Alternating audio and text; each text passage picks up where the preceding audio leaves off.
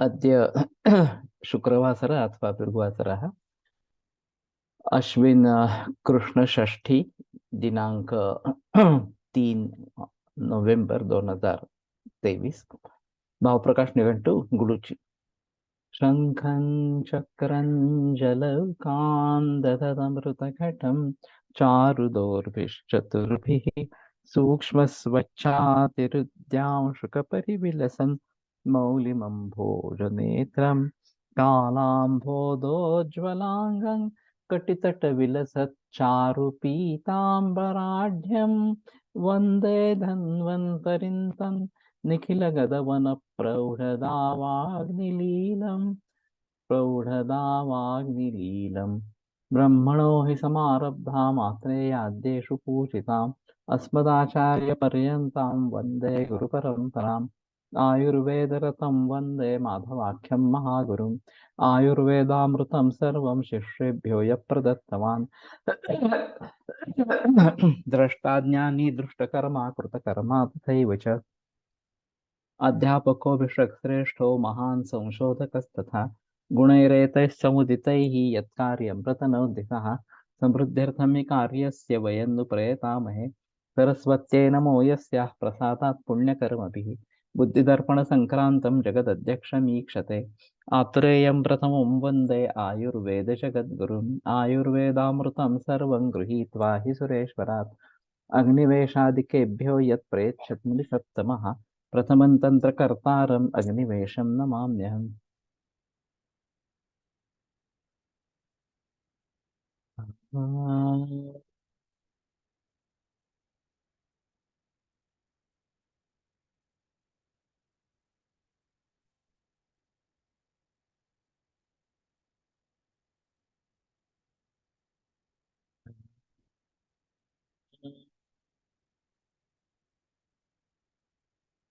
ओम शांति शांति शांति।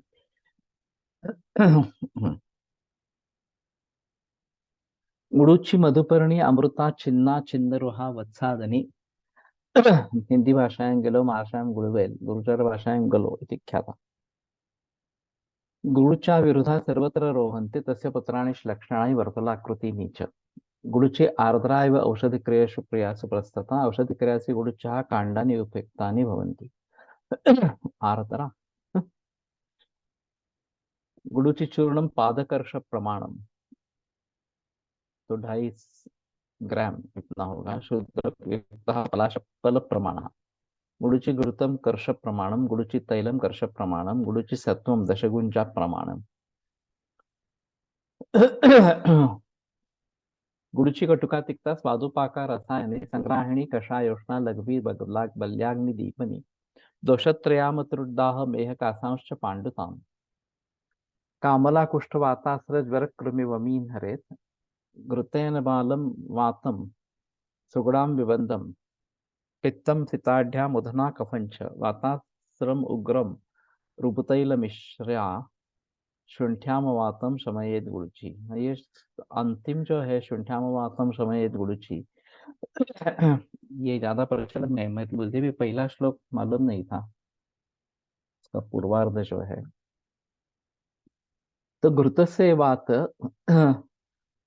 सगुड़ा विबंधम गुड़ के साथ अगर देते हैं तो विबंध का नाश करने वाली पित्तम सिताढ़्या सितार डाल के पित्त का विबंध दूर करने वाली पित्त को शमन करने वाली मधुना का पंचा और मध के साथ कफ का शमन करने वाली वाताश्रम उग्रम रूपतैल मिश्रया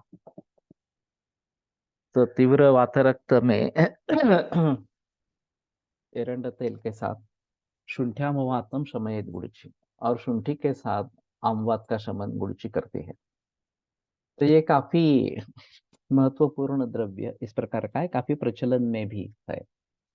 गुड़ची तृप्तिघ्ना स्नेहोपगा तृष्णा निग्रहणी दाह प्रशमनी वय स्थापनी च दाह प्रशमनी और स्नेहोपग ये भी है तृष्णा निग्रहणी भी है। हम्म,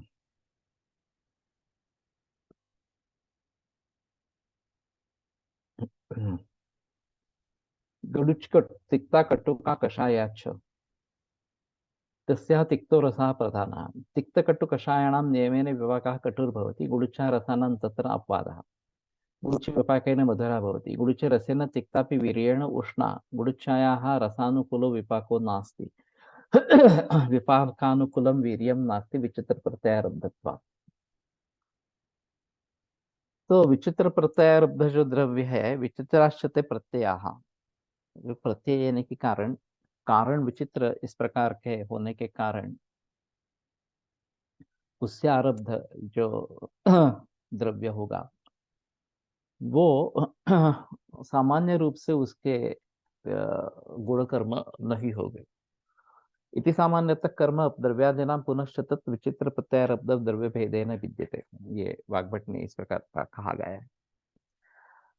तो कहने का तात्पर्य अर्थ ये है कि तिक्त कटु कषाय इनका विपाक प्रायः कटु होता है, वो कटु नहीं होता, तो यहाँ पे मधुर इस प्रकार का हो जाता है। और तिक्त रस प्रधान है, फिर भी ये उष्णवीर्य इस प्रकार की है, ये भी एक अलग है। और फिर रसायन इसका महत्वपूर्ण कार्य है, तो ये भी एक अहम मुद्दा इसमें है। तो जहाँ द्रव्यारंभक महाभूत और गुणारंभक महाभूत अलग होते हैं, ऐसा इसके बारे में बताया गया है विचित्र प्रत्ययारब्ध द्रव्य के बारे में। तो उसमें अंतर आ जाता है। और फिर जो रिजल्टेंट द्रव्य बनता है वो काफी अलग इस प्रकार से बनता है। और इसलिए महाभूतों का सन्निवेश ये अलग तरीके से हो जाता है। अब ऑर्गेनिक केमिस्ट्री में फॉर्मूला वही, लेकिन अरेंजमेंट अलग इस प्रकार की बात होती है, तो वो द्रव्य अलग हो जाता है। ऐसा ही कुछ यहाँ पे है कि महाभूतों का सन्निवेश किस प्रकार से हो जाता है, उसके आधार पर उसके गुणकर्म अलग अलग इस प्रकार के हो जाते हैं। शीतम वीर्येण द्रव्यम मधुरम रस पाकयो हो, अगर शीतवीर्य है और मधुर रस मधुर विपाक है, तो उसके रस के अनुसार उसके गुणधर्म बता सकते हैं। उसी प्रकार अम्ल रसात्मक है, अम्ल विपाक है, तो उसके गुण कर्म बता सकते हैं। कषाय कटु तिक्त उनका कटु विपाक है, तो उनके बारे में भी थोड़ा बता सकते हैं। लेकिन फिर भी जहाँ इस प्रकार से नहीं होता, अलग ही कुछ विपाक होते हैं, वीर्य कुछ अलग ही होता है इस प्रकार से, तो वहाँ उसके गुणों कर्मों को आरंभ करने वाले महाभूत अलग है, ऐसा कहना है। अब इसके बारे में काफी बहस होनी चाहिए, और आज के पदार्थ विज्ञान के अनुसार, फिजिक्स के अनुसार, उसके बारे में हमें कुछ पता चल सकता है क्या, ये देखना जरूरी इस प्रकार का होगा। अभी ऑर्गेनिक केमिस्ट्री में तो इसके बारे में काफी बहस हुई है, और वो कार्बन और हाइड्रोजन इनके जरिए ये सब प्रक्रिया बनती है। लेकिन हमारे हिसाब में महाभूतों के आधार पर जो रसों का निर्माण, क्ष्माम्बोक निक्ष्माम्बुतेजख वायवगिन निलगो निलैहि द्वयोर्गुणैः कर्माद्भूतेर मधुराज रसोद्भवः। ये महाभूत और द्रव्यारंभ का महाभूत अलग है। अगर ऐसी स्थिति हो जाती है तो रस एक कुछ बनता है, उसका विपाक और कुछ बनता है इस प्रकार से। और द्रव्य की रचना इस प्रकार की होती है कि उसके प्रभाव कुछ रहते हैं, और उस प्रभाव के अनुसार वो सबसे ज्यादा कार्मुक इस प्रकार का होता है, तो गुण कर्म अलग इस प्रकार के हो जाते हैं। तो किंचित रसेन कुरुते कर्म पाकेन चापरम गुणांतरेण वीर्येण प्रभावेण इव किंचन, ये जो बात बताई गई है, प्रभाव सबसे ज्यादा महत्वपूर्ण शक्तिशाली इस प्रकार का होता है। तो इस प्रकार के विचित्र प्रत्यारब्ध द्रव्यों को समझना ये काफी मुश्किल काम इस प्रकार का है। और खास करके आज के जो खाने के पदार्थ है, सोयाबीन हो, टमाटर हो, या और कुछ हो इस प्रकार से, इसमें समान प्रत्यारब्धता है तो थोड़ा आसान है, लेकिन समान प्रत्यारब्धता नहीं है, विपाक कुछ अलग ही हो रहा है, वीर्य कुछ अलग ही है इस प्रकार से, तो ये मुश्किल वाला मामला हो जाता है। फिर उसके प्रभाव से या द्रव्य के प्रभाव से क्या क्या गुणकर्म आने वाले हैं, ये समझना काफी मुश्किल इस प्रकार का हो रहा। अब इनके बारे में मॉडर्न न्यूट्रिशन में कुछ बहस की गई है कि इसका किस पर किस प्रकार का परिणाम होता है वगैरह वगैरह इस प्रकार से। उसका इंटरप्रिटेशन आयुर्वेद में कैसे करेंगे, ये बड़ी चुनौती इस प्रकार की है। तो ये विचित्र प्रत्यारोप द्रव्य है, सभी विचित्र प्रत्यारोप द्रव्यों के बारे में हमें सोचना पड़ेगा। दोषेषु कार्यम तिक्त कटुक कटु कषायत्वात् उष्णवीर्यत्वाच्च गुरुचि कफम नाशयति। तो ये सीधा है। तिक्त कषाय रसत्वात् मधुर पाकित्वात् पित्तम शमयति, मधुर पाकित्वात् उष्णवीर्यत्वाच्च वातम शमयति। एवं गुरुचि त्रीनपि दोषान् शमयति, समान दोषान् न उदीरयति किंतु विषमान दोषान् शमीय शमयति, एवं गुरुचि शमनम परम औषधम।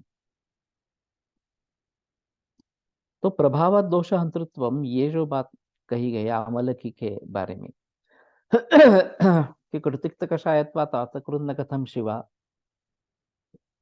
कटुतिक्त कषाय रस है तो आमल की वातकरण करने वाली कैसे नहीं होती है इस प्रकार से। और फिर वहां पे समाधान करते हैं कि प्रभावत दोष अंतृत्वम, प्रभाव से वो सबसे शक्तिशाली होता है तो उसके जरिए दोषों का शमन होता है। तो वही गुण जो दोष को निर्माण करने वाले है, बढ़ाने वाले है, वो अपना बढ़ाने का काम नहीं करते हैं, शमन करने का जो काम है वो कर लेते हैं प्रभाव के कारण। वैसे भी यहाँ पे गुरुचि प्रभाव से शमन करने वाली इस प्रकार की है। इसके बारे में पीछे एक बहस हुई थी, मैंने 2-3 बार बताया है किस्सा कि प्रभाव जो है वो पलायनवाद है, इस प्रकार से एक छात्र ने मुझे टोका। उसका कहना था कि जब साइंटिफिक उत्तर नहीं दे पाते हैं तो प्रभाव कह देते हैं इस प्रकार। और इसलिए पलायनवाद इस प्रकार का है। तो मैंने कहा कि तुम्हारे पास कोई ठोस उदाहरण है क्या? तो बोला हाँ, हरितकी का विरेचन प्रभाव बताया गया है। अब उसका एनालिसिस हुआ और उसमें एक अल्कलॉइड प्राप्त हुआ जो विरेचन करता है। ये पूर्व लोगों को मालूम नहीं था, तो इसीलिए इसलिए उन्होंने हरितकी का ही विरेचन प्रभाव बता दिया। उनको ये मालूम नहीं था कि ये अल्कलॉइड है, उसके जरिए विरेचन होता है। और फिर वो अगर हरितकी पका लेते हैं तो ये अल्कलॉइड नष्ट होता है। तो स्विन्ना संग्राहिणी प्रोक्ता, इसका भी जो लॉजिक है वो समझ में आता है। तो मैंने कहा ठीक है, इसमें कोई संदेह की बात नहीं है। फिर भी उस अल्कलॉइड से विरेचन क्यों होता है? तो वो मोह में आ गया। तो मैंने कहा लॉजिकली दो ही आंसर होते हैं। एक तो अल्कलॉइड का एनालिसिस करके हमें कुछ मिलेगा कि वो विरेचन करता है, नहीं तो अल्कलॉइड ही विरेचन करता है, ऐसा ही उसका संबंध रहेगा। तो इसी तरीके से हम पंचमहाभूतों तक जाएंगे। और जो बेसिक एलिमेंट्स इस प्रकार के हैं, ऑक्सीजन ज्वलनशील क्यों है, नाइट्रोजन क्यों नहीं है, इसका कोई उत्तर नहीं है, उसका स्वभाव है। किम होना जो ज्वलनशील है उसको ऑक्सीजन कहते हैं, जलन नहीं करता या जलन जलन में मदद नहीं करता, वो नाइट्रोजन है, इस प्रकार का रहेगा। और वातावरण में इनका बैलेंस होना जरूरी इस प्रकार का है। तो कहने का तात्पर्य अर्थ है ये मूल धर्म है, इनको कोई क्वेश्चन नहीं कर सकता। एक अशोकवनी का न्याय कहा जाता है कि सीता को रावण ने अशोक वन में क्यों रखा। तो उन्होंने पूछा अगर आम्रवन में रखते तो तुम पूछ लेते कि आम्रवन में क्यों रखा। उसको जहाँ सुविधा थी वहां पे उसने रख दिया, इसमें कोई लॉजिक की बहुत इस प्रकार की नहीं है। उसी प्रकार जो मूल धर्म है पंचमहाभूतों के, तत्र द्रव्यं गुरु स्थूल स्थिर गंध गुणोल्बणम वगैरह वगैरह इस प्रकार से, तो उसके आधार पर कुछ द्रव्य की कार्मुकता क्या होगी ये निश्चित इस प्रकार का रहेगा। भूनिम्ब और कुटकी एक जैसे गुण है, धर्म गुण, लेकिन कुटकी प्रभाव से विरेचक। सभी जगह ऐसा है काफी इस प्रकार से। तो कहने का तात्पर्य अर्थ ये है कि हम ज्यादा से ज्यादा कहाँ कहाँ पहुंच जाएंगे, महाभूतों तक पहुंच जाएंगे। उसके परे अगर जाना है तो त्रिगुण में चले जाएंगे। सत्वम लघु प्रकाशकम क्यों है, ऐसा नहीं कह सकते। सत्व लघु प्रकाशक है, तमा आवरक है ये उसकी खुद की शक्ति है, इस प्रकार से उसका स्वभाव है। तो हमें इस बहकावे में नहीं आना है कि अभी विज्ञान इतना बढ़ गया है और इतने एलिमेंट्स है वगैरह वगैरह, और ये कुछ मालूम नहीं था इसलिए इन्होंने पंचमहाभूत के बारे में बात की है वगैरह वगैरह। वास्तव में हमें पांच इंद्रिय है, पांच ज्ञानेंद्रिय है, और इसीलिए हमें होने वाला ज्ञान पांच प्रकार में विभक्त होगा। और ये ज्ञान विशिष्ट है, शब्द स्पर्श रूप रस गंध। तो ये जिनके विशेष गुण है वो आकाश वायु तेज जल और पृथ्वी, ये महाभूत इस प्रकार के है। और इसलिए हमने सृष्टि को पंचमहाभूतों में विभक्त किया। मानाधीना में ये सिद्धि, ये नियम है। प्रमाण क्या है हमारा? प्रत्यक्ष प्रमाण, ये पांच ज्ञानेन्द्रिय है। तस्माद् इंद्रियम प्रत्यक्ष प्रमाणम इति सिद्धम, इस प्रकार से। अब उस प्रमाण के आधार पर हमें किसके बारे में जानकारी होगी? शब्द स्पर्श रूप रस गंध, इसके बारे में। उनके महाभूत कौन से है? तो आकाश वायु तेज जल और पृथ्वी। इसलिए जब इतने सारे एलिमेंट्स ढूंढ निकाले हैं और ये संख्या बढ़ती ही जा रही है, एक 92, जब मैं इंटर साइंस में था तो 92 मूल एलिमेंट थे, फिर वो 107 हो गए, अभी 127 हो गए। और अभी जो गॉड पार्टिकल करके कहते हैं, उसका अस्तित्व बहुत ही कम समय के लिए होता है, लेकिन फिर भी उसको मानते हैं। आधुनिक विज्ञान में गॉड पार्टिकल करके पार्टिकल मानते हैं इस प्रकार से। तो ये बड़ी अजीब बात है। तो हमें शर्मिंदा होने की कोई आवश्यकता नहीं है कि हमारे यहाँ पांच पंच महाभूत के बारे में बताया गया है और आधुनिक विज्ञान में तो इतनी तरक्की हो गई है वगैरह वगैरह। हमारा ज्ञान का बंटवारा पांच चीजों में ही होगा, क्योंकि हमें पांच ही इंद्रिय है।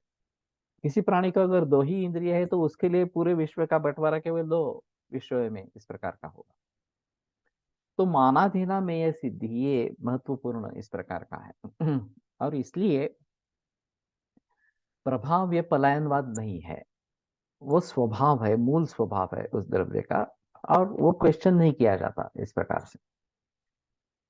और इसलिए प्रभाव के बारे में बताते हैं अचिंत्य इस प्रकार के बता देते हैं, तो लोग मानते हैं कि अरे आयुर्वेद की लिमिटेशन है।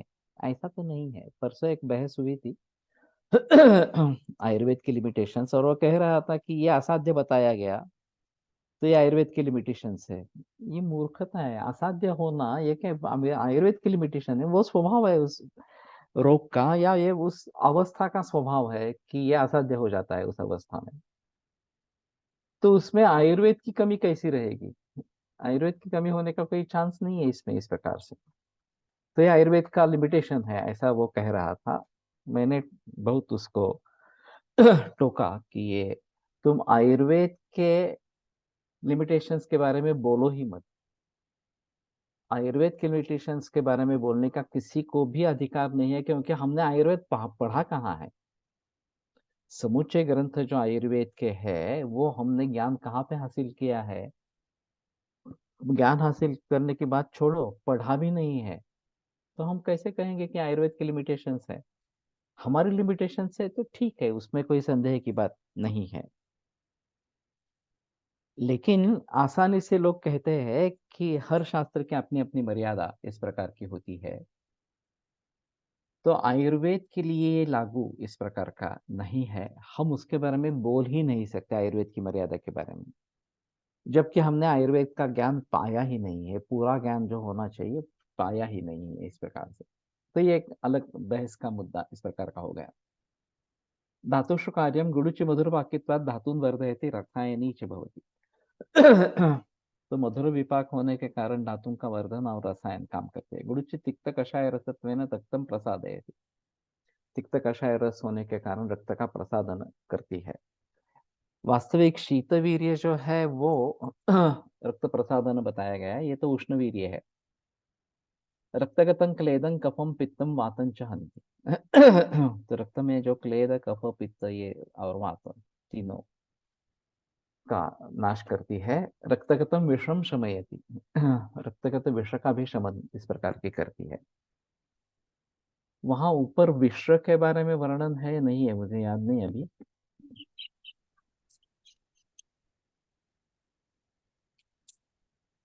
आसांश पांडुतान, इसमें विष का साक्षात उल्लेख नहीं है।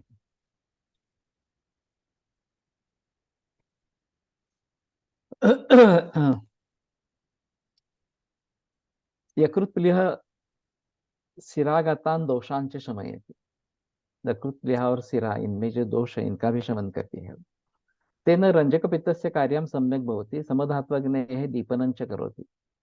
समधातु और अग्नि समधात्वग्नेः उसका दीपन करती है। तेन रस रक्तत्वेन परिणमति च। अगर धातु सम है तो उसका दीपन करती है और फिर रस से रक्त बन जाता है।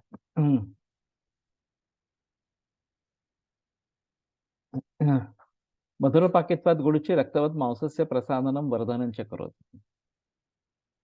मधुरपाक होने के कारण रक्त जैसे वो मांस का प्रसादन और वर्धन करते हैं। पित्त कटु कषायतात् क्लेदम शोषयति मेद शैथिल्यम दूरी करोति। तो क्लेद का शोषण और मेद शैथिल्य दूर करना। गुडुचि मज्जा धातुं प्रसादयति। तिक्त द्रव्याणि प्रायः अवृष्टानि गुडुचि तु तेषाम अपवादः। मज्जा धातु का प्रसादन ये करती है और खास करके गुडुच्चामलकम मुस्तम और किरातिक्तम अवृता चंदनम विश्व विषय दोनों में गुडुचि इस प्रकार की है। तिक्त द्रव्याणि प्रायः अवृष्टानि गुडुचि तेषाम अपवादः सा मधुर विपाकित्वात् शुक्रम वर्धयति। तिक्तं कटुच भूयिष्ठम अवृष्टम वातकोपन ऋते मृतापटो लिभ्याम शुंठी कृष्णा रसोनतः। ते तिक्त और कटु के अपवाद स्वरूप ये सभी द्रव्य है। और इसलिए उसका उपयोग करते रहना चाहिए। तिक्तकटुकषायत्वात् शरीरगतं क्लेदं गुडुचि शोषयति स्वेदस्य मूत्रस्य च अति प्रवृत्तिं जयति। तो स्वेद और मूत्र की अति प्रवृत्ति को ये कम करती है। गुडुचि क्लेद का शमन इस प्रकार का शोषण इस प्रकार का करती है।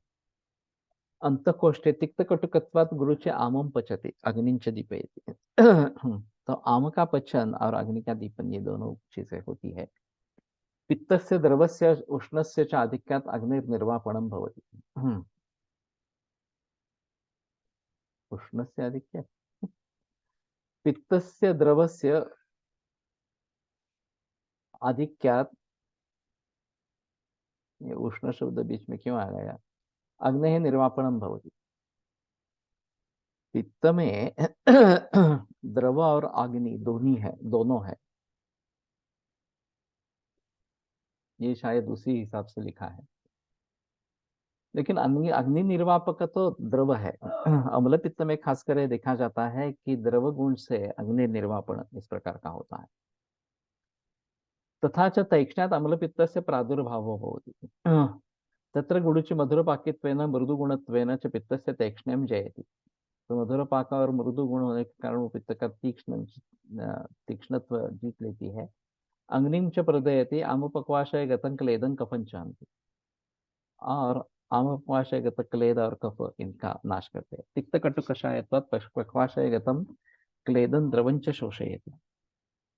तो पक्वाशय में भी जो क्लेद है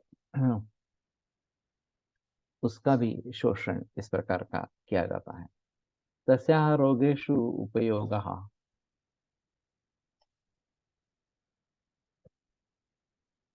सर्वेषु ज्वरेषु तिक्तत्वात् गुडुचि प्रशस्त। सभी ज्वर में तिक्त रस होने के कारण गुडुचि प्रशस्त है। गुडुचि पिप्पली मूलक कृतक क्वाथो आत ज्वर।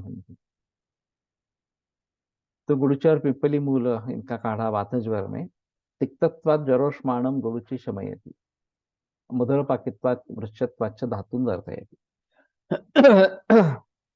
तो ज्वरोष्मा को जीत लेती है, मधुरपाकी होने के कारण, वृक्ष होने के कारण धातु का वर्धन करती है। देह धातु नाम अबलत्वात् जीर्णो ज्वरो दीर्घकालम अनुवर्तते। देह धातुओं के अबलत्व के जरिए जीर्ण ज्वर दीर्घ काल चालू रहता है। तत्र दोष शमनार्थम धातुवर्धनार्थम च गुडुची उपयुक्ता भवति। दोषों का शमन और धातुवर्धन के लिए गुडुची उपयुक्त है।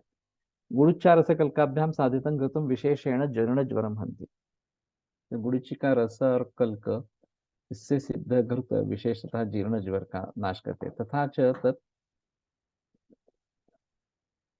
कासम शूलम प्लीहम पांडुरंगम अग्निमान्यंच नाशे। कास, शूल, प्लीह, पांडुरोग वगैरह इन सभी का भी नाश गुडुची करती है। कासे गुडीचे कंटकारी वाचेन कल्केन च घृतम साधय तद्घृतम वात च कासजित। ये भी आसान है गुडुची कंटकारी इस प्रकार से। मैं काफी ज्वर में गुडुची कंटकारी पाठा मिश्रण अनंता और महासुदर्शन, ये कॉम्बिनेशन प्रयोग में लाता हूँ।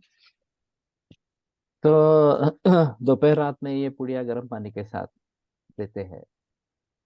तो दो समय सुवर्ण सूचकर ज्वरग्न वगैरह इस प्रकार की पुड़िया, और दो समय में ये गुडुची कंटकारी, पाठा मिश्रण अनंता और महासुदर्शन ये देते हैं। तो बहुत सारे रोगियों में इसका फायदा इस प्रकार का मिल जाता है। आराम से मिल जाता धातुक्षय वातस्य प्रकोपो भवति। धातुक्षय से वात का प्रकोप हो जाता है। कुपितो वातः कासं जनयति, गुडुची धातुक्षयजं प्रकुपितं वातं शमयति। तो ये रसायनी है, ब्रूहणी है, ये बात ध्यान में रखनी है। पांडुरोगे कामलायांच गुडुची क्वाथ मधुयतः पांडुरोगम रक्तपित्तम कामलाम च हंति। तो कामला के लिए गुडुची स्वरस अकेला इस प्रकार का भी आया है। गुडुची स्वरसेन महिषी क्षर महिषी घृतम वा साधय तद्घृतम हलिमतम जयति। खाली रह गई अंदर से जाने देता। अपने अपने माइक को म्यूट करें। अगर लिखना है तो लिखो, better option. Second year DG ला हे बुक कंपल्सरी केले तर स्टुडंट्सना, यूजी का डीजी काय म्हणे या पीजी होना चाहिए, केले तर तर डीजे द्रव्य स्टुडंट्सना क्लिअर थॉट्स मिळतील, कारण भावप्रकाश वाचताना फक्त हे असं काम करतं असं कळतं, पण का हे पर्टिक्युलर काम करतं हे या बुक मधून खूप क्लिअर होतं ना। तुम्ही सांगा सर, होतं ना, तुम्ही सांगा सर, बरोबर का? यस। वैसे क्या है, ये संस्कृत भाषा में है और इसलिए लोग इससे दूर रहे। वास्तव में ये बहुत आसान संस्कृत है, और अगर इस प्रकार की भाषा में संस्कृत लिखा जाता है तो समझने में दिक्कत नहीं आनी चाहिए। वैसे मेरा एक सुझाव है कि संस्कृत पढ़ाने के लिए अलग सुविधा इस प्रकार की हो। जैसे पंचतंत्र का निर्माण हुआ विष्णु शर्मा के द्वारा राजनीति सिखाने के लिए, उसी प्रकार से आयुर्वेद सिखाने के लिए कथा संग्रह बने, आयुर्वेद के केसेस को लेकर इस प्रकार से सरल संस्कृत भाषा में। उसमें दो बातें होगी। एक, संस्कृत इतना सरल आसान होना चाहिए कि लोगों को उसमें ज्यादा दिक्कत नहीं आनी चाहिए। थोड़ा तो ये देववन माला वगैरह ये जो प्राथमिक है वो तो ज्ञान होना चाहिए। लेकिन अगर सरल संस्कृत भाषा में होगा और कथा ये होगी तो ये थोड़ी दिलचस्पी लोगों की इसमें बढ़ेगी। लेकिन ये ज्यादातर अध्यापकों पर निर्भर है। अध्यापक किस प्रकार से समझाते हैं ये महत्वपूर्ण इस प्रकार का रहेगा। मैं और कोलटकर सर दोनों अष्टांग में पढ़ाते थे और संस्कृत संहिता टिप्स सिद्धांत डिपार्टमेंट में थे। तो काफी विषय उसमें इस डिपार्टमेंट में है। संस्कृत है, पदार्थ विज्ञान, अष्टांग संग्रह था, फिर बाद में अष्टांग हृदय हो गया। पदार्थ विज्ञान है और आयुर्वेद इतिहास है। आयुर्वेद इतिहास केवल सर सिखाते थे, बाकी 4 शब्द सब्जेक्ट हम दोनों सिखाते थे। तो शुरू में ही मैंने अनुग्रह किया या अनुमति मांगी सर से कि मैं व्याकरण सिखाऊंगा। सर ने कहा ठीक है सिखाओ, लेकिन वास्तव में व्याकरण सिखाना ये सर का बहुत कौशल्य का काम था। पाणिनीय व्याकरण, प्रारंभिक पाणिनीय था उस समय में। मैंने व्याकरण में एमए किया है, तो मुझे लग रहा था कि मुझे सिखाना चाहिए और मुझे मैं अच्छी तरह से तरीके से सिखा पाऊंगा। लेकिन जब सिखाना आरंभ किया तो पता चला कि सरों विद्यार्थियों को कुछ भी मालूम नहीं है, उनको देववर्णमाला भी मालूम नहीं है, ये क्या सिखाएंगे। तो फिर मैंने पहले 3 महीने केवल प्राथमिक संस्कृत सिखाना, 8वीं 9वीं 10वीं कक्षा का जो है वो, कम से कम जो पुल्लिंगी स्त्रीलिंगी शब्द वगैरह इस प्रकार से, नपुंसकलिंगी शब्द, कुछ धातु वगैरह वगैरह इस प्रकार से, और किस प्रकार से रचना होती है, ये सब सिखाते थे। और फिर बाद में संस्कृत सिखाना आरंभ करते थे जो सिलेबस में इस प्रकार का है। तो समय काफी कम पड़ जाता था, इस प्रकार की परिस्थिति थी। फिर भी सिखाने का समाधान जरूर उसमें था इस प्रकार से।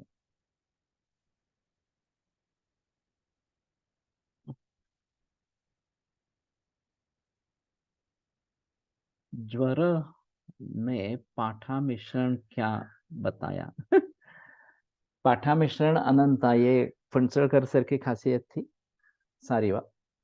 तो वो और फिर उसमें साथ में जोड़ते थे। तो पाठा मिश्रण अनंत था, पाठा धमासा सारीवा, और फिर ये गुरुची, कंटकारी, महासुदर्शन वगैरह। ये कंटकारी वैसे अंगमर्द प्रशमन गण में है। गुरुची ज्वरंग में भी अच्छी है, रसायन है वगैरह वगैरह इस प्रकार से। और महासुदर्शन भी एक अच्छा कॉम्बिनेशन है, तिक्त रस प्रधान इस प्रकार का। तो इसमें काफी फायदा सभी ज्वर के रुग्णों में हो जाता है। तो कहने का तात्पर्य अर्थ ये है कि अगर हम संस्कृत का अलग पुस्तक बनाएंगे कथाओं के आधार पर, विष्णु शर्मा ने जैसे पंचतंत्र रचा उस प्रकार, तो थोड़ा आसान होगा संस्कृत पढ़ाना इस प्रकार से। और वास्तव में पदार्थ विज्ञान पढ़ाना भी काफी मुश्किल है। मेरी पदार्थ विज्ञान में किताब है, मराठी में है, लेकिन फिर भी जो लोग 12वीं होकर आते हैं उनके मन में पदार्थ विज्ञान का मतलब फिजिक्स होता है, और ये फिजिक्स नहीं है, अलग ही है।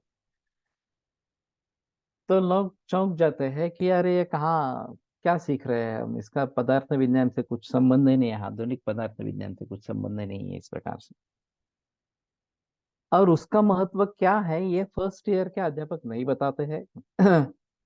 छात्रों के लिए भी केवल परीक्षा उत्तीर्ण होना है बस, बाकी और कुछ करना नहीं है। तो वास्तव में पदार्थ विज्ञान और आयुर्वेद में अंतर ही नहीं है, पदार्थ विज्ञान ही आयुर्वेद है इस प्रकार से। बोल।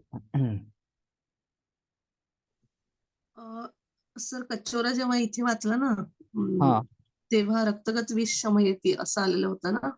हाँ तर आता एक पेशंटला, म्हणजे हे ऑक्टोबरमध्ये, तिला भयानक पार्श्वशूल होता. हम्म पार्श्वशूल म्हणजे काही अगदी अ, अर्धा किलो जरी काही उचलून इथं इथं ठेवलं असेल, किंवा नंतर तर असं व्हायला लागलं की किचन मधून 2 भांडी ठेवली तरी तिला दुखत होतं. हम्म म्हणजे पाठ पूर्ण दुखायला लागले. आधी तर फक्त पार्श्व दुखत होतं, हम्म नंतर पूर्ण दुखायला लागली. तिने सगळं केलं त्या वेदनेसाठी, पण ती काही थांबत नव्हती. मीही बरचसं काहीतरी दिलं, पण काहीच रिलीफ मिळत नव्हता. आणि मग तेव्हा परत लक्षात आलं की आपण रासना, एरंड, पुष्कर मूल असं कॉम्बिनेशन द्यावं का. म्हणजे मी अग्रे वाचलं आणि त्यातून तिला काय काय करू शकते असा विचार करून हे 3 द्रव्य काढली.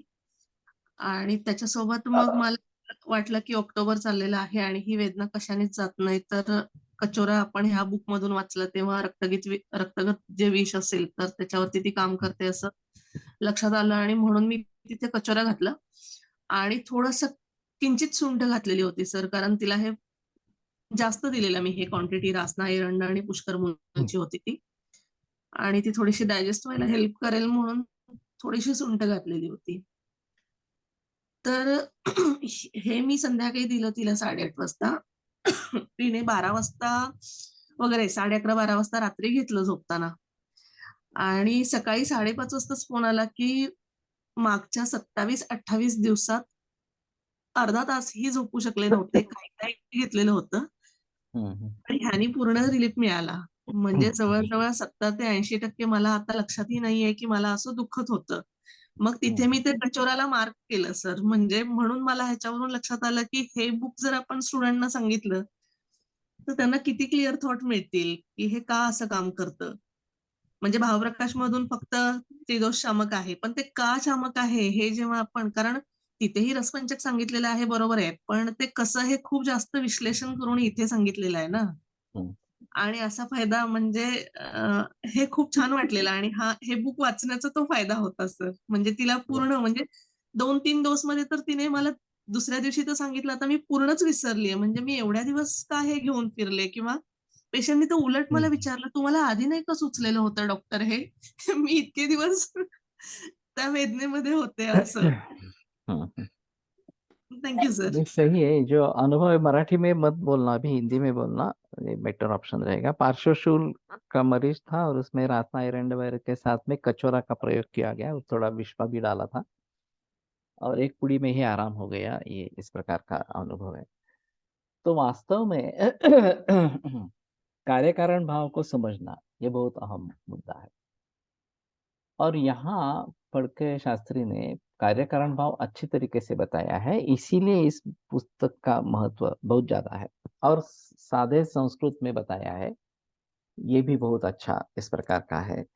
तो अगर हम इस प्रकार से ये देखते रहेंगे और कार्यकारण भाव लगाते रहेंगे, तो फिर हमारी सफलता निश्चित रूप से बढ़ेगी। मेरा भी ये वाचन करने का यही उद्देश्य था कि इन्होंने अच्छी तरीके से कार्यकारण भाव के आधार पर विवरण किया है, तो उसको हम भली-भांति अगर समझते हैं तो ज़्यादा अच्छा इस प्रकार का हो जाएगा। और वही मुख्य है, अभी मुझे नई संहिता लिखनी है, उसमें मुझे रसशास्त्र के औषधियों के कार्बोकातक के बारे में भी सोचना है। ये जैसे किताब यहाँ पे है, द्रव्य गुण के बारे में, वैसे रसशास्त्र में इस प्रकार की किताब नहीं है, क्योंकि अर्थशास्त्री गुणे की जो किताबें हैं, वो काफ़ी हद तक इसमें मदद करती है। लेकिन उन्होंने प्रकृति समझ समवाय के आधार पर बताने की कोशिश की है और ये केवल प्रकृति समझ समवाय ही होंगे ऐसा नहीं बता सकते इस प्रकार से।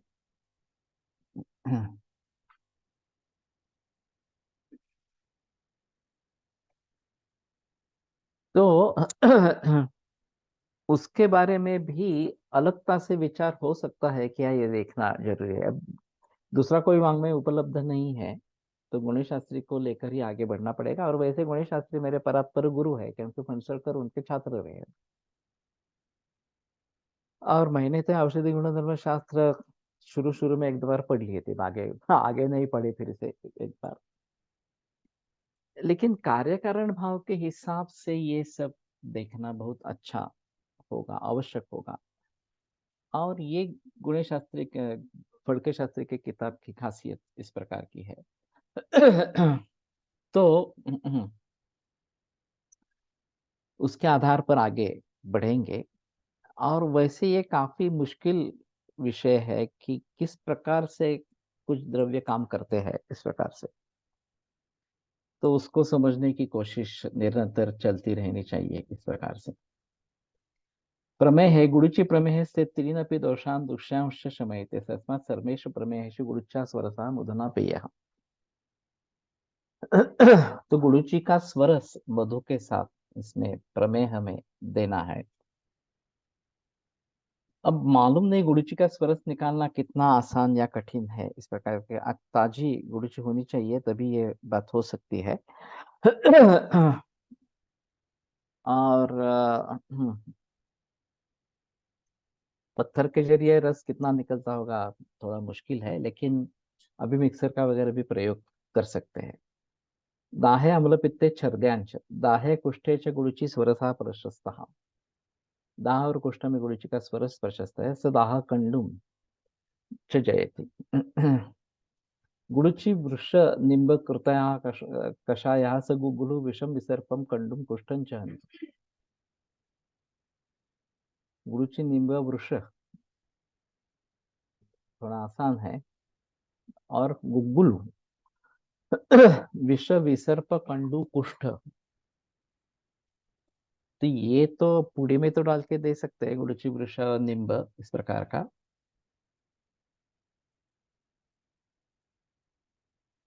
ये कहाँ पे आया होगा? ग्रंथों में आया होगा। गुरुची गुरुची क्वाथा मधु संयुक्त अम्ल पित्तम जयत। गुरुची क्वाथ मध से संयुक्त करके अम्ल पित्त को तथा च अम्ल पित्तजाम छर्दिम च हंति, और अम्ल पित्त छर्दी का भी नाश करता है। गुरुची घर पे आसानी से लग जाती है। मैं ताजा गुरुची कांड बनाने के लिए डालता हूँ। हमने भी घर पे लगाई है, कोकण में भी लगाई है। हम हर रोज गुरुची कांड और सुवर्ण सिद्ध क्षीर पीते हैं। इस प्रकार है। तुमच्याकडे हे बुक पीडीएफ मध्ये असेल तर सेंड कराल का? नीलेश चोरडिया नाशिक। ये तो पीडीएफ ही है मेरे पास, जो है वो शायद शेयर कर सकेंगे, नहीं तो दूसरे किसी के पास है तो शेयर करो।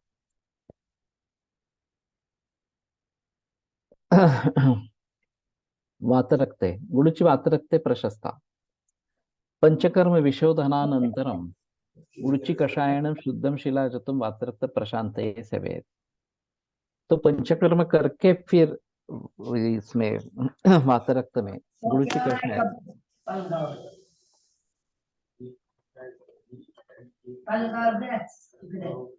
अपने अपने माइक को म्यूट करो।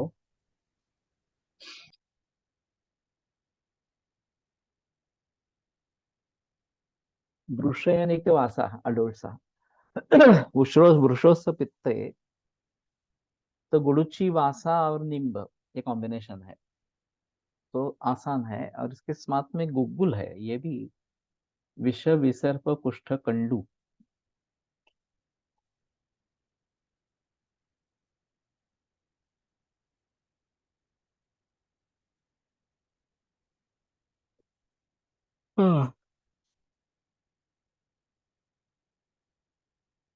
गुरुची स्वर संकल्कम चूर्णं क्वाथम वा प्रभूतं कालम वातशोणित शांत्यर्थम सेवयति। उसका स्वर कल्क चूर्ण क्वाथ ये बहुत दिन तक, बहुत काल तक वातशोणित रक्त वात रक्त के शांति के लिए सेवन करे। गुरुची वात कल्काभ्याम सक्षीरं घृतम पचेत तत्पीतम वात रक्तम जयेत। तो गुरुची कवाथा और कलकत से सक्षीर घृत का पाचन करे, और वो पीत अगर पी लेते तो वातरक्त को जीत लेता है। तथा च गुरुची साधितम तैलम वातरक्तम नियच्छति। ये मालूम नहीं अमृता तेल मिलता है क्या? तो वातरक्त में इसका प्रयोग हो सकता है। आमवाते गुरुची क्वाथा सनागरः आमवातम हन्ति। तो शुंठ्यामवातम शमयेत गुरुची, ये जो बात कही गई है, तो शुंठी के साथ गुरुची आमवात का नाश करती है। तो इसमें गुरुची नाश करती है और शुंठी उसका सहयोगी द्रव्य इस प्रकार का है। एक बड़ा अजीब मामला है।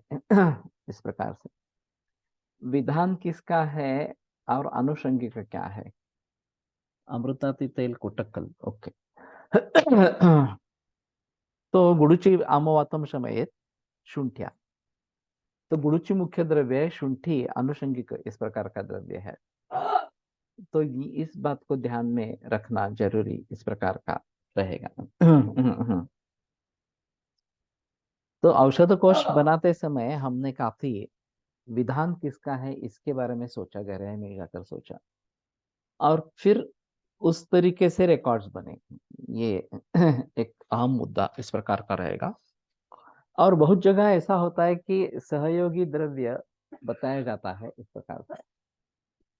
उप सहयोगी द्रव्य का कुछ ना कुछ तो काम होता है, ऐसी बात नहीं है कि उसका कुछ काम नहीं है, लेकिन उसमें गौण भाव होता है और जो मुख्य द्रव्य है वो मुख्य तरीके से काम करता है। लेकिन सहयोगी द्रव्यों से भी ये सभी मिले, इस प्रकार का भी औषध कोश में किया है। तो ये महत्वपूर्ण मुद्दा इस प्रकार का रहेगा। तो मुझे लगता है कि गुरुची के बारे में काफी बहस की गई है, और जितनी बहस की जाए उतनी कम ही है इस प्रकार से। बीच में रामदेव बाबा ने इसके बारे में काफी हलचल मचाई थी, और मनकर्णिका के बाद गांधी ने कहा कि एक दिन में उनकी 40 किलो गुरुची बेची गई। पूरा का पूरा स्टॉक खत्म हो गया। ये कोविड में बताया गया है कि कोविड में काम करती है इस प्रकार से। तो सोच समझकर अगर गुरुची का प्रयोग अच्छी तरीके से कर लेते हैं तो ये काफी महत्वपूर्ण वनस्पति है, और बहुत सारे रोगियों में दे सकते हैं। अभी संशमनी वटी इसका जो घन मिलता है ये भी बाजार में उपलब्ध है। संशमनी वटी के साथ में सुवर्णमाक्षी वगैरह ऐसा भी डाल के कुछ कंपनियां बनाती है। एक बालगुट्टी नाम से एक आती थी झंडू फार्मेसी की। अभी मालूम नहीं आती है, नहीं आती है। तो बाजार में कल्प क्या उपलब्ध है ये भी देखना जरूरी होगा। और ताजी गुरुची प्रयोग करेंगे तो ज्यादा अच्छा रहेगा। किसी व्याधि में एक वात से कम द्रव्य अच्छे है या ज्यादा? गुरुची शुंठी क्वाथ की जगह अगर आमवात के अन्य क्वाथ जैसे रासना सप्तक,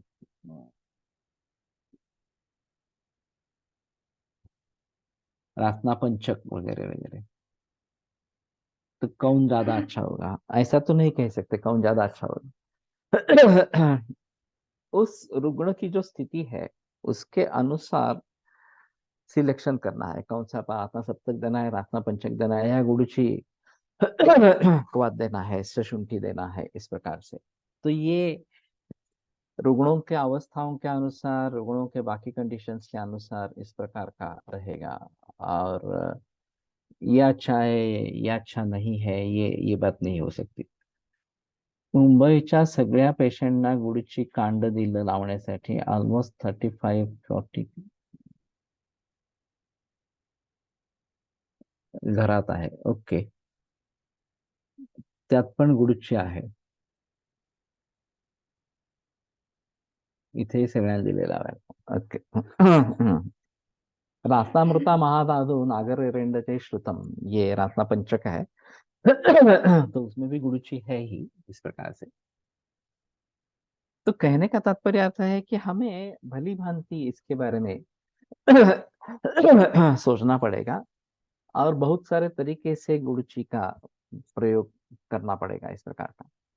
ये शरदिनी डहाणुकर ने इम्यूनिटी बढ़ाने के लिए गुरुची घन का प्रयोग किया था केईएम अस्पताल में मुंबई में।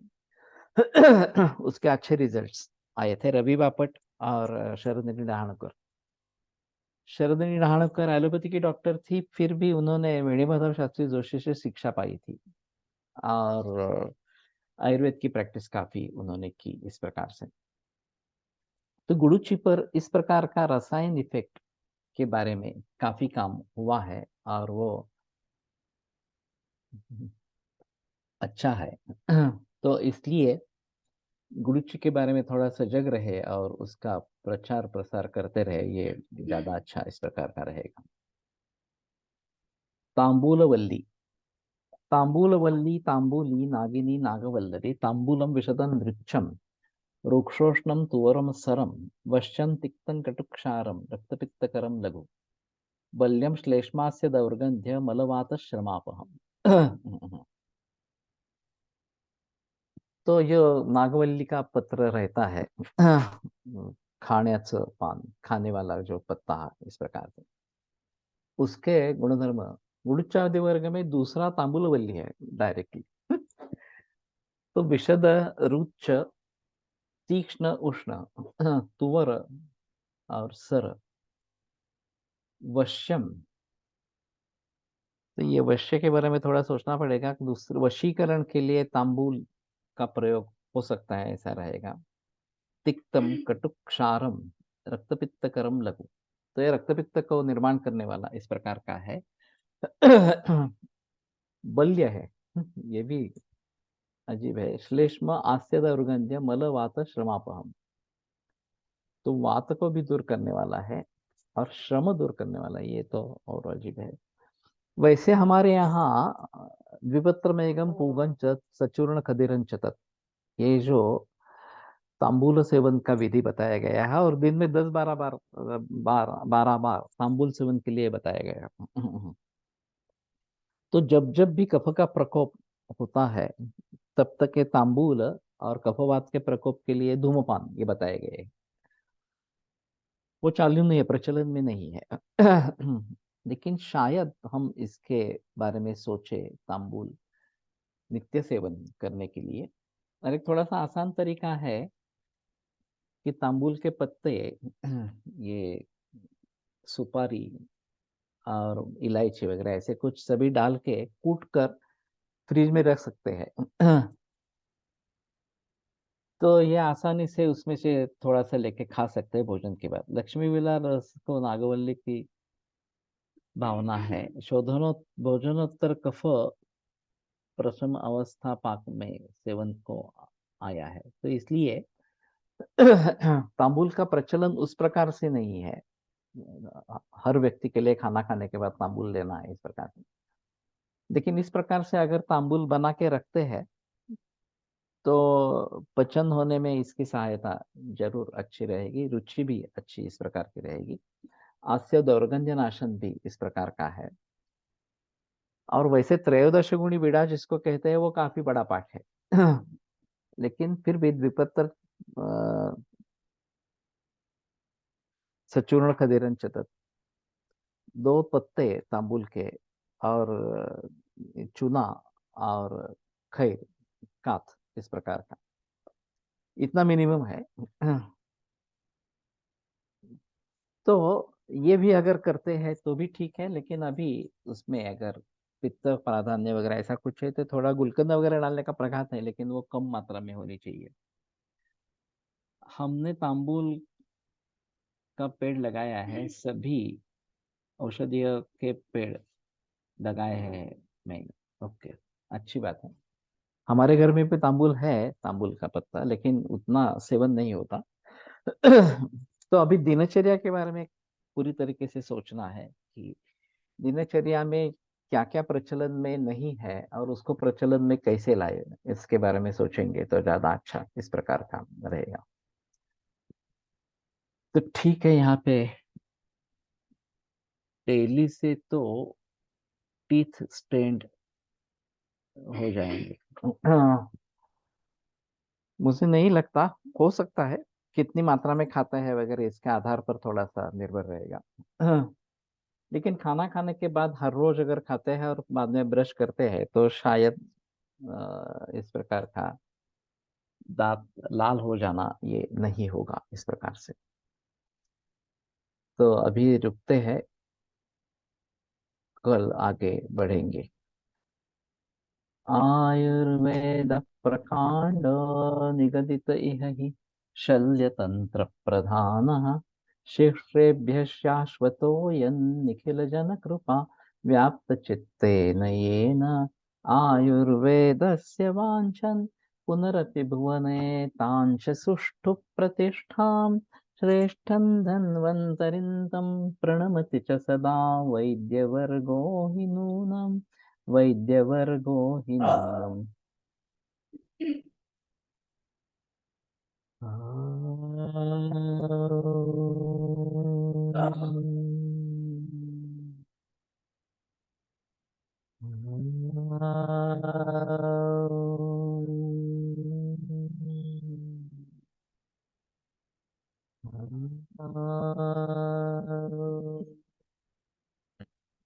ओम शांति शांति शांति.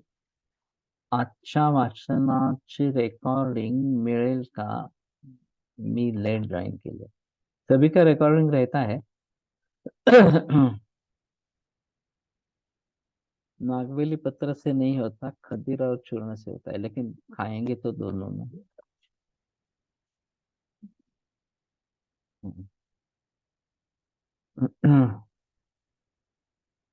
मेरा YouTube चैनल है, उसमें भी ये किया जाता है. वैसे विलोक के YouTube चैनल, विलोक के लाइब्रेरी में सभी रिकॉर्डिंग रहते हैं. श्रमपाचन सांगितले आहे म्हणून कदाचित 7-8. श्रमपाचन के लिए 7-8 बार. क्या गुड़ूची का प्रयोग डायबिटीज की कफ पित्तज अवस्था में कर सकते हैं? जरूर कर सकते हैं. सिर्फ ये बात ध्यान में रखनी है कि शुगर कम हो जाना यही डायबिटीज का उत्तर नहीं है. तो ये हमारे हिसाब में डायबिटीज की क्या स्थिति है ये देखना जरूरी इस प्रकार का रहेगा.